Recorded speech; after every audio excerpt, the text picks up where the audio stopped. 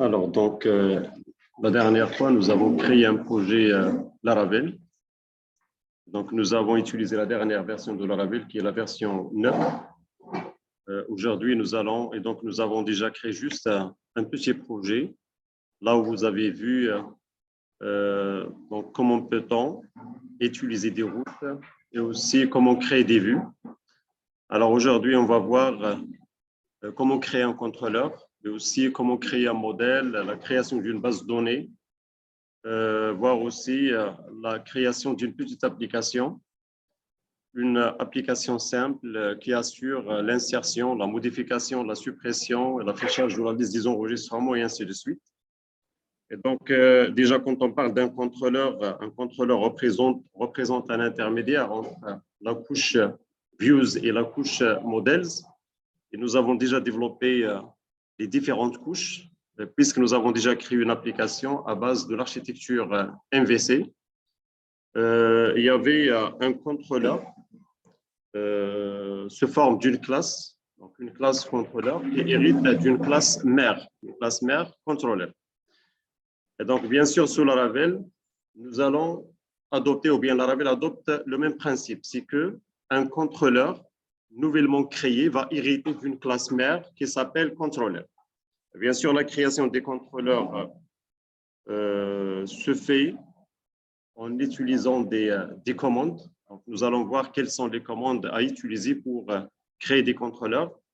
Et c'est le cas aussi des modèles et des fichiers de migration qui permettent la création d'étapes. Alors, quelle est la commande à utiliser pour créer un contrôleur? Donc, d'abord, je vais commencer par la création d'un projet. Et donc, je vais lancer l'invite de commande. Et puis, allons à la racine, donc à la partition C directement. Et donc, je vais créer un projet en utilisant la commande PHP, la commande composer, create project Laravel / Laravel. Il y a la possibilité de préciser la version souhaitée. Donc, si vous voulez ne pas utiliser la dernière version de Laravel ou bien la version par défaut, vous pouvez spécifier la version souhaitée. Donc, on peut par exemple éviter la création d'un projet Laravel 9.0 en spécifiant directement la version. Donc, égale 8.étoile, égale 8.étoile, suivi par le nom du projet. Par exemple, ENSA. Alors, ENSA Tanger. ENSA Tanger. Alors, je tape entrée.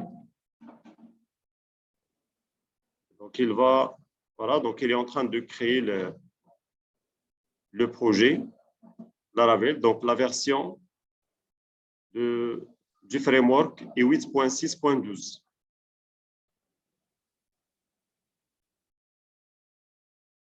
Alors, quelle est la commande à utiliser pour créer un contrôleur? La commande à utiliser, c'est PHP artisan make contrôleur, le nom du contrôleur. Et donc, nom contrôleur. Par exemple, étudiant, contrôleur. Donc, voilà un exemple ici. Livre contrôleur. Ou bien étudiant contrôleur, prof contrôleur, et ainsi de suite. Donc, PHP artisan make contrôleur, suivi par le nom du contrôleur. Alors, on va attendre d'abord la création du projet.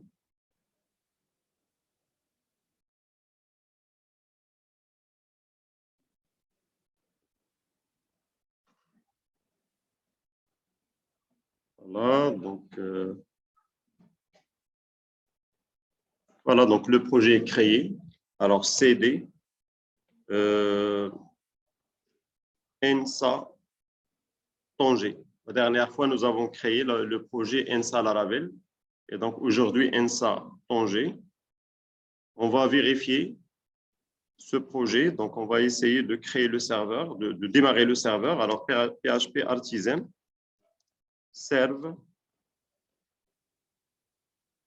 Je vais prendre l'adresse et vérifier dans le navigateur. Alors,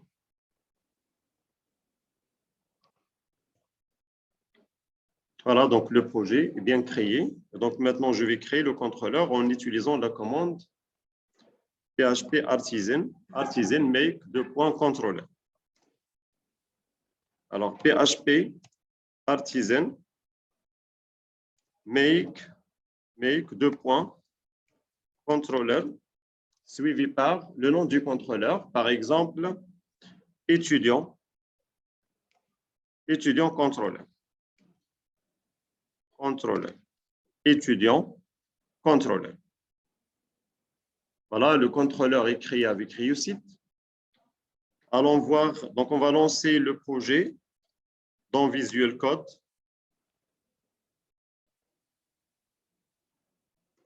Et nous allons vérifier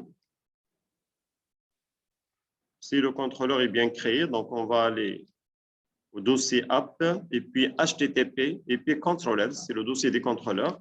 Et puis, nous allons trouver la classe contrôleur et notre contrôleur étudiant contrôleur. Allons à notre projet MVC que nous avons créé. Donc, il y avait la couche ou bien le dossier contrôleur. À l'intérieur de ce dossier, il y avait la classe contrôleur et le contrôleur prof et le contrôleur étudiant. Donc, vérifions. Le contrôleur que nous avons créé hérite de la classe contrôleur. Et donc, c'est la même chose que Laravel. Et donc, ici, il y a étudiant contrôleur qui hérite de la classe contrôleur. Alors, à l'intérieur de ce contrôleur, nous allons définir des méthodes. Et c'est le cas, bien sûr, de notre contrôleur que nous avons créé nous-mêmes. Et donc, ici, il y avait index, show, destroy, ainsi de suite. Donc, nous allons, par exemple, créer une méthode affichée. Méthode affichée. Cette méthode peut avoir un paramètre.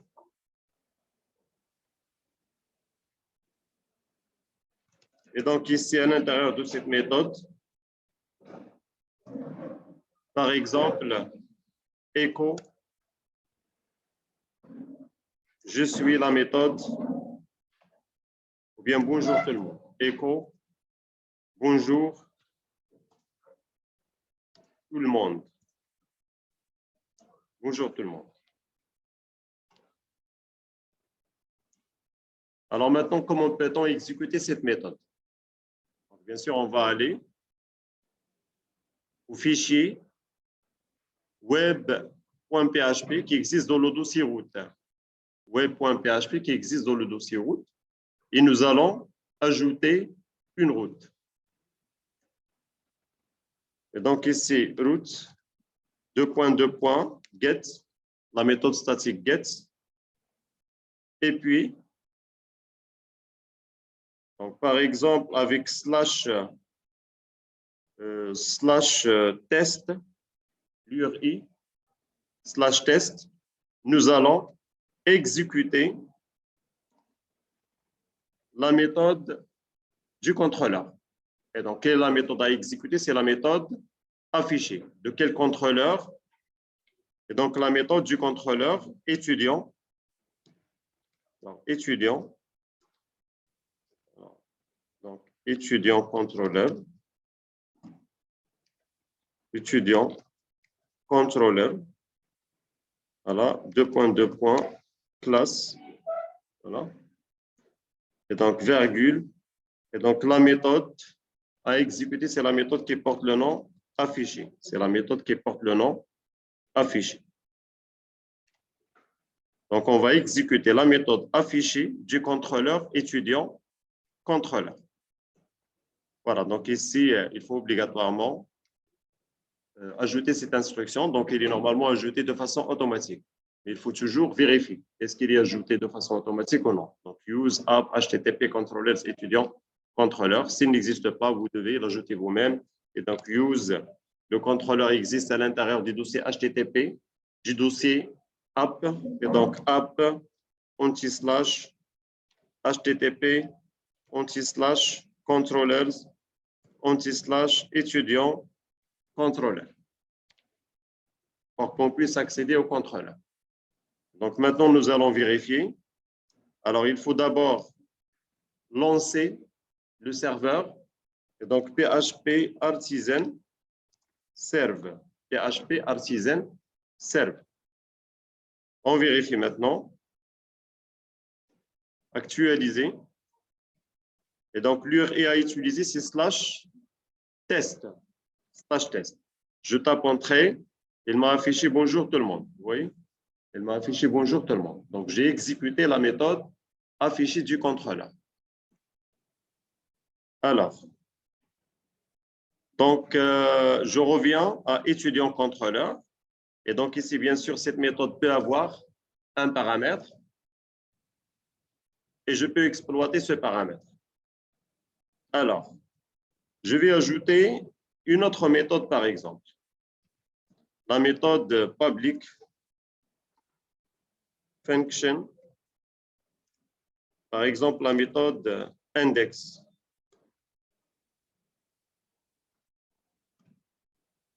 Voilà. Et cette méthode, dans cette méthode, nous allons créer, par exemple, un tableau de données. Et nous allons donc aller vers la vue qui permet d'afficher la liste des informations. La vue, par exemple, index. Et donc, $, par exemple, ETD, $ETD, reçoit array. Alors, il s'agit d'un tableau de tableaux. Et donc, array. Donc, ici, l'ID. L'ID, par exemple, 10. Et puis, le nom. Rasmus, le prénom,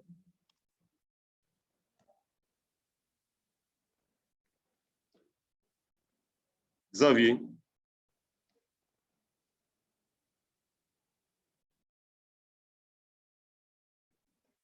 un autre tableau, donc ID par exemple 20, le nom, donc Slimani, par exemple Sarah. Non, ça c'est le prénom. Slimani Sarah. Et puis un autre enregistrement, donc là il dit 30. Le nom, par exemple Wahabi. Et le prénom, Amin. Et puis point virgule. Et puis la redirection vers une vue. Et donc retourne, view. La vue par exemple,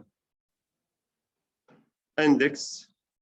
La vue index, ou bien la vue index qui existe à l'intérieur du dossier étudiant. Et donc, étudiant.index. Donc, la vue index n'est pas encore créée. Donc, on va créer la vue index à l'intérieur du dossier views. Voilà le dossier views. Et donc, d'abord, il faut créer le dossier étudiant. Donc, nouveau dossier étudiant. Et puis, à l'intérieur de ce dossier, je vais créer la vue index.blade.php. Et donc, à l'intérieur, alors H1, la liste des étudiants. La liste des étudiants. Nous allons vérifier maintenant. Alors ici, retourne view étudiant.index. On ne va pas transférer les données, donc on va juste aller à la vue pour afficher la liste des étudiants, le message, la liste des étudiants. Et bien sûr, il faut créer une route. Il faut obligatoirement une route. Alors, on va créer une route.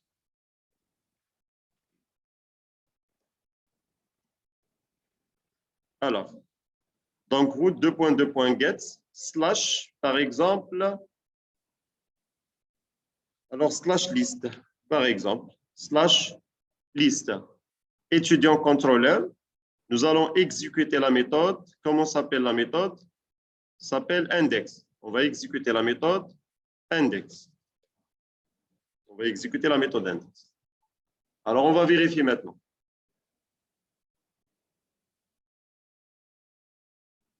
Voilà. Donc, par défaut, on va aller à la page Welcome, donc la page principale. Alors, slash liste. Qu'est-ce qui se passe? Elle dit que index n'existe pas. Donc, bien sûr que voilà, index n'existe pas. Donc, nous allons vérifier. Et donc, ici, classe index. Oui, je n'ai pas enregistré. Le contrôleur n'est pas enregistré. D'accord. Alors, enregistrer. Et puis, on vérifie. Actualiser. Voilà. Donc, la liste des étudiants. Et puis après, nous allons afficher la liste des étudiants à l'intérieur de la vue index. Donc, mais bien sûr, il faut transmettre les données vers la vue. Alors, allons donc, à index, voilà, au contrôleur. Et donc ici, view étudiant.index, virgule. Alors, par exemple, ici, étudiant, $ETDS, $ETDS. Et donc, nous allons exploiter la variable $étudiant à l'intérieur de la vue index. Donc, on va utiliser la variable $étudiant. Allons à index.blade pour afficher la liste des étudiants. Et donc, bien sûr, on a le droit d'utiliser la boucle for ou la boucle for each. Donc, si vous voulez utiliser la boucle for, donc soit l'utilisation du code PHP, de la balise PHP, ou bien, si vous voulez éviter l'utilisation des balises de PHP, vous pouvez utiliser la boucle précédée par arrobas. Donc, arrobas for, arrobas for each, et ainsi de suite. Alors, arrobas for $i reçoit 0, point virgule, $i inférieur, account, $étudiant, $étudiant, point virgule, $i plus plus. Et puis, donc d'abord ici, table, TR,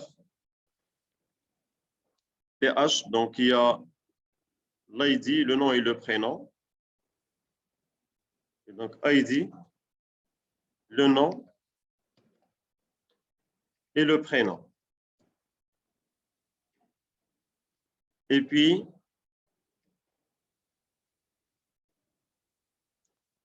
la ligne à afficher, donc TR, alors, TR, TD, alors ici, $, étudiant, étudiant, donc étudiant, de $i, étudiant, de $i. Alors ici, étudiant de $i, de l'ID.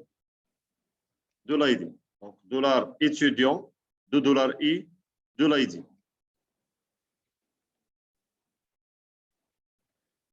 Étudiant de $i, de nom. Et puis, étudiant de $i, de prénom. Car le tableau est un tableau de tableaux. Un tableau de tableaux associatifs. Et voilà. Et puis après, arrobas and for. arrobas and for. Alors, on va vérifier avec l'utilisation de la boucle for. Actualiser. Voilà la liste des étudiants. Et donc, ID, le nom et le prénom en utilisant la boucle for. Alors ici, border reçoit 0. Donc ici, il y a la possibilité d'utiliser par exemple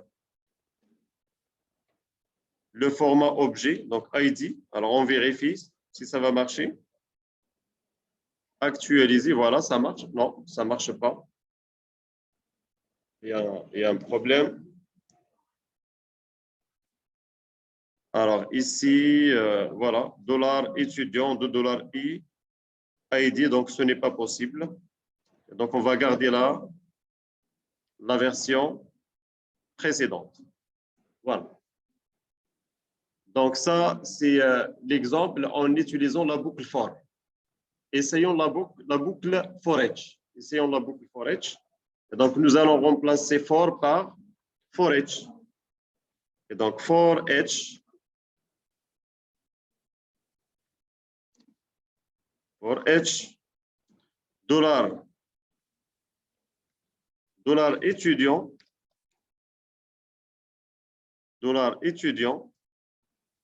as dollar, par exemple, ETD.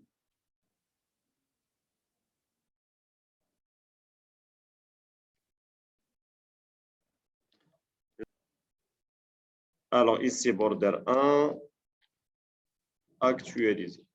Voilà. Et donc, ça, c'est par rapport au transfert de données. Et donc, maintenant, nous allons passer à la suite. Donc, le contrôleur est créé, il est testé. Alors, on continue. Donc là, on a déjà essayé des méthodes qui ont un paramètre la dernière fois. On passe, donc nous avons déjà créé une route. Alors, il y a une nouvelle méthode pour la création d'une route. La méthode route, donc la méthode de view. La méthode de view. C'est une méthode qui est accessible via le nom de la classe et donc nous permet d'éviter d'utiliser un contrôleur ou une closure dans le cas où nous voulons seulement retourner une vue. Donc, vous pouvez définir une URI et un chemin vers un fichier d'une vue Blade directement comme ceci. Donc, voilà la syntaxe à considérer. Et donc, ici, ce n'est pas la peine de passer par le contrôleur. On passe directement à la vue.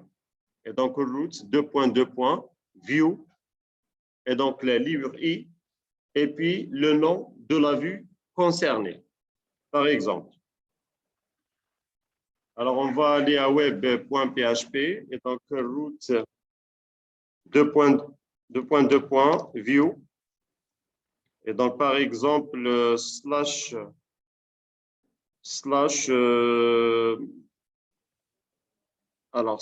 affiché, par exemple, slash affiché, virgule, le nom de la vue, et donc la vue par exemple affichée, donc la vue affichée. Et donc, allons au dossier étudiant. Donc, ici, étudiant.affiché, par exemple. Donc, étudiant.affiché. Donc, le dossier étudiant, point, le fichier affiché. Alors, allons au dossier étudiant qui existe à l'intérieur du dossier views. Et donc, je crée un fichier affiché.blade.php. Alors, H1, et donc je suis affiché. Et on vérifie. Et donc, regardez, pour l'accès à cette page, il faut utiliser slash affiché. Alors, slash affiché. Alors, qu'est-ce qui se passe? Il dit que view affiché. Alors, je n'ai pas enregistré. enregistrer. On vérifie. Voilà, je suis affiché. J'ai oublié d'enregistrer. Voilà. Donc, je suis affiché. Donc, je suis à l'intérieur de afficher. Et voilà, donc ça, c'est tout ce qui concerne la création d'un contrôleur, la création des méthodes à l'intérieur d'un contrôleur et aussi l'utilisation de ces méthodes. Et donc, la suite, je pense que nous allons passer donc maintenant à la création des fichiers de migration. Donc, il y a déjà une commande qui permet la création de ce genre de fichiers. Et grâce à ces fichiers, nous allons créer des tables. Alors, donc,